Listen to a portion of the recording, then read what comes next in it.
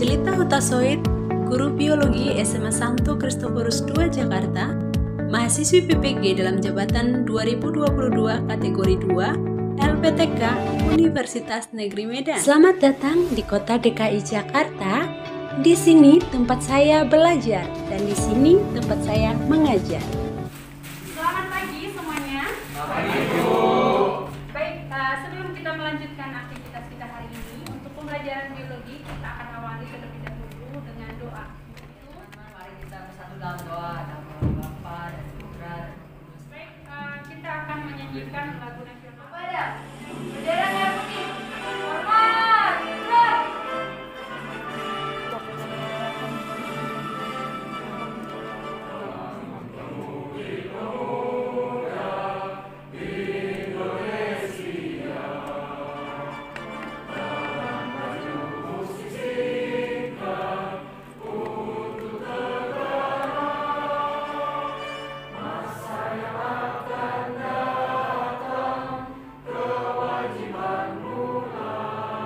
Ketua kelas, hari ini kelas kita hadir semua.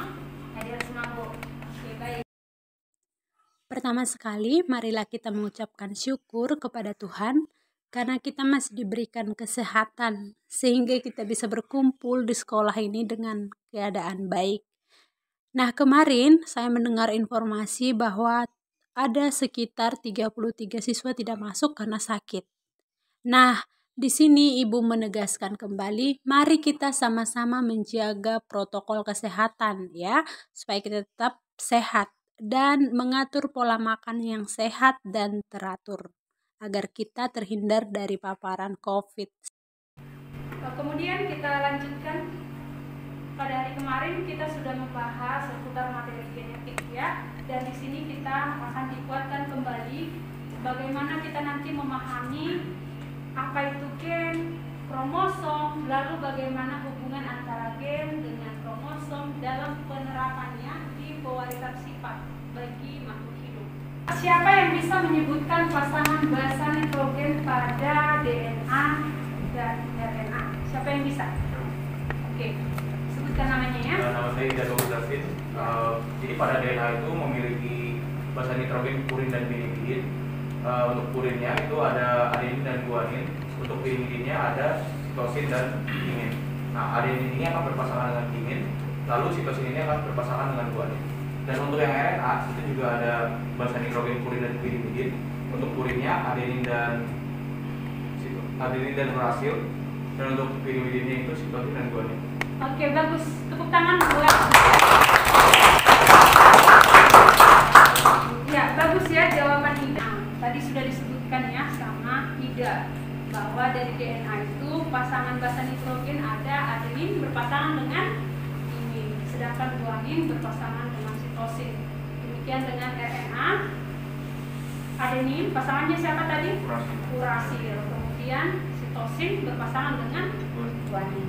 Oke, pertanyaan yang kedua. Siapa yang bisa menyebutkan apa sih komponen penyusun dari sebuah nukleotida? Oke, ya silakan Yovita. Jadi nama saya Vita. Komponen penyusun sebuah nukleotida itu ada fosfat, gula pentosa, sama basa nitrogen. Oke, bagus. Tepuk tangan buat. Nah, sekarang lihat gambar di depan. Setelah kalian melihat gambar ini, kira-kira berapa jumlah nukleotida yang terbentuk dari gambar? Oke, ya. Nama saya Agnes, ada 6 buah. Ada 6? Ada 6 buah. 6 buah atau setara dengan berapa pasang? 3 pasang. Iya, betul jawaban Agnes. Tepuk tangan. Ya, jadi ini yang disebutkan 6 buah tadi ini ya. 1, 2, 3, 4, 5, 6.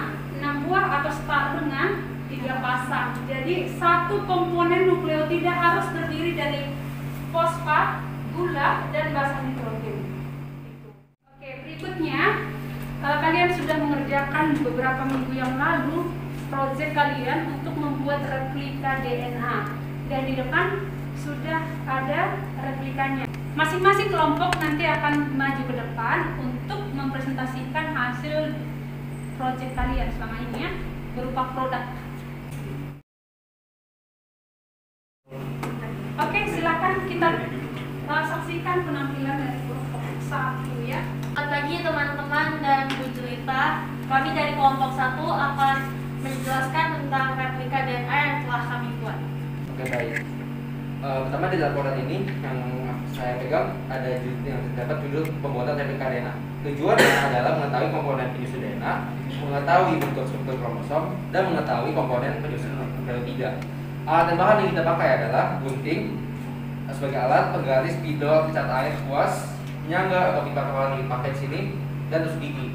Untuk bahannya kita pakai gabus styrofoam, stik es krim, kertas karton hitam, plastisin berwarna biru dan putih di sini, super glue untuk sebagai perekat, dan kardus. Prosedur pembuatannya, cara membuatnya pertama kita gambar kertas pakai jarak 2,5 cm pada penyangga. Kemudian kita masukkan cat ke palet dan campurkan sedikit air. Jadi untuk timeline-nya, jadi yang hari pertama kita mempersiapkan alat dan bahan seperti yang sudah tadi bahan-bahannya sudah disebutkan, kita siapkan hari pertama. Dan untuk hari keduanya kita pewarnaan stik es krim untuk komponen basa nitrogennya yang 4 warna tadi. Dan yang ketiga kita sudah menggabungkan gula deoksiribosa yang berwarna putih ini, kita gabungkan ke dalam kedua sisi dari stiknya. Dan hari ke-4 sampai ke-5 kita penggabungan fosfat dan gula deoksiribosa dengan tusuk gigi dan menggabungkan komponen basa nitrogen dan gula pada penyangga. Jadi komponen dari basa nitrogen dan fosfatnya sudah kita tempelkan pada penyangga si pralon ini. Dan hari ke-6 sampai ke-7 kita menancapkan replika DNA pada alas kardus dan pemberian pertama di kardus. Akhir ada kesimpulannya, di sini kelihatan DNA merupakan asam yang ada di spermatozoa.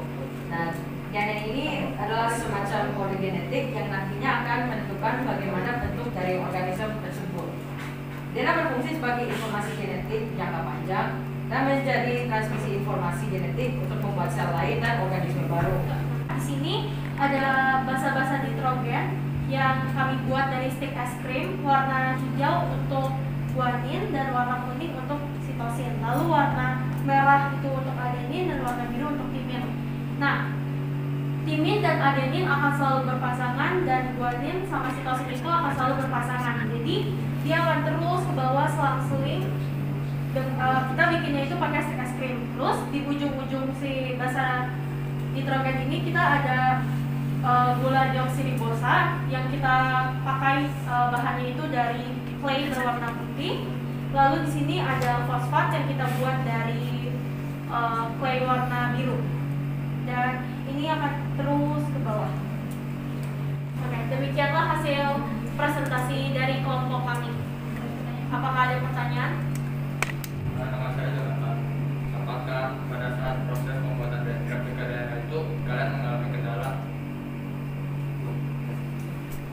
Sebenarnya kita ada mengalami satu masalah yang sangat besar, yaitu dimana penentuan penyangga. Dimana kita awalnya pakai, kalau balon kan yang karbon party itu ada sticknya itu, dia dari plastik agak keras. Kita coba pakai itu, cuman kalau kita pakai itu dia malah melewat dan jatuh jadinya. Jadi kita hasil kita ganti di sekitar tengah project itu, kita ganti jadi pipa galon yang ukuran diameter paling kecil, dan ternyata bisa. Demikian presentasi dari kelompok kami. Terima kasih. Bagi Bu Jinta dan teman-teman saya, kami dari kelompok 2 yang beranggotakan saya Tristan, ada Twitter Alan, Melvin dan juga Olive. Kami akan menyebarkan hasil pembuatan replika DNA kami. Tujuan dari pembuatan replika DNA kami adalah untuk pertama mengetahui komponen penyusun DNA, kedua mengetahui bentuk struktur kromosom, dan yang ketiga mengetahui komponen penyusun nukleotida. Alat dan bahan yang kita gunakan adalah pertama ada gunting, lem, lakban atau selotip, spidol, penggaris, kuas, dan prosedur kerjanya itu yang pertama siapkan sedotan dengan 4 warna, kemudian gunting sedotan dengan ukuran yang sama, kemudian satukan sedotan warna merah dengan warna biru. Hari pertama kita melakukan persiapan alat dan bahan. Terus hari kedua dan hari ketiga kita melakukan penyusunan rencana kerangka dan replika DNA. Apakah ada yang memiliki pertanyaan? Ya, silakan. Selama kalian, produk replika kalian bisa digunakan untuk proses pembelajaran yang berikutnya. Jadi kita juga ada kayak kelompok pertama itu yang menyangganya ini. Kalau dari awal kita nggak ini buat pakai ini, cuman kita nggak ada alat bahkan yang bisa buat nempelin bisa nempel lidahnya ke penyangganya ini.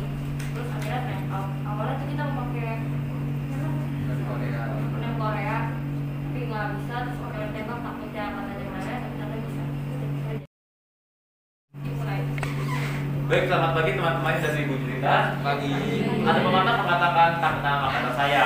Maka kenalkanlah kami dari kelompok 3. Saya Adijo. Saya Mas. Saya Randy. Saya Dudin. Kami berdiri di sini untuk mempresentasikan hasil kerja kami selama 2 minggu. Judul kami adalah pembuatan replika DNA. Tujuannya ada 3. Yang pertama, mengetahui komponen penyusun DNA. Kedua, mengetahui bentuk struktur kromosom. Ketiga, mengetahui komponen penyusun nukleotida. Kami juga menggunakan banyak sekali alat dan bahan. Alatnya ada gunting, pembolong kertas, penggaris, palet, kuas, pensil, lem tembak, lakban, dan spidol. Untuk bahan-bahannya ada stik es krim, cat akrilik, pokoru, kertas manila, tusuk sate, tusuk gigi, gabus, dan lem uhu. Selamat pagi teman-teman. Pagi. Kita dari kelompok 4. Merah sebagai sitosin, ada guanin yang hijau, ada timin yang biru, dan adenin yang kuning.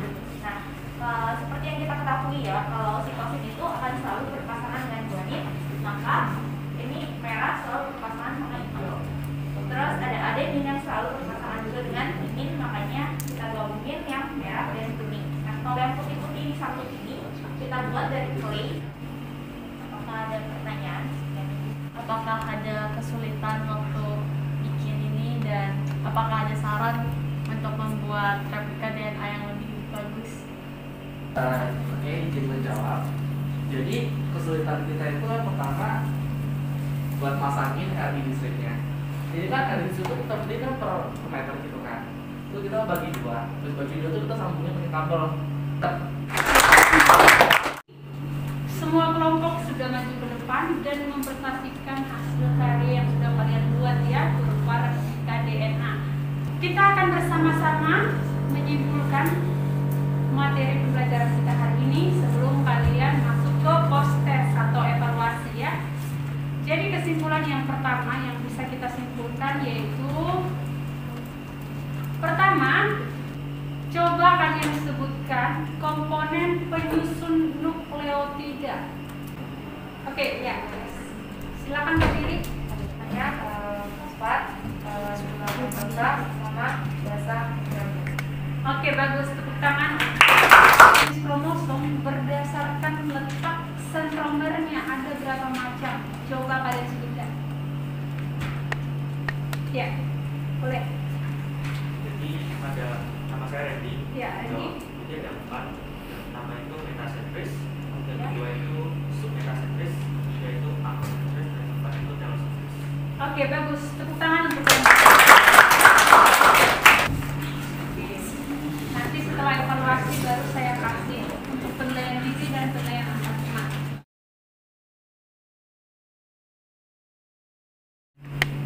Baik, karena semuanya sudah kebagian soal, maka silakan dibuka soalnya, dibaca dan dikerjakan. Selamat mengerjakan.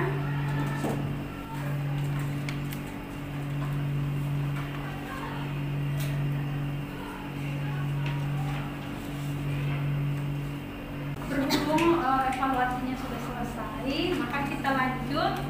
Saya akan bagikan jurnal refleksi untuk siswa serta penilaiannya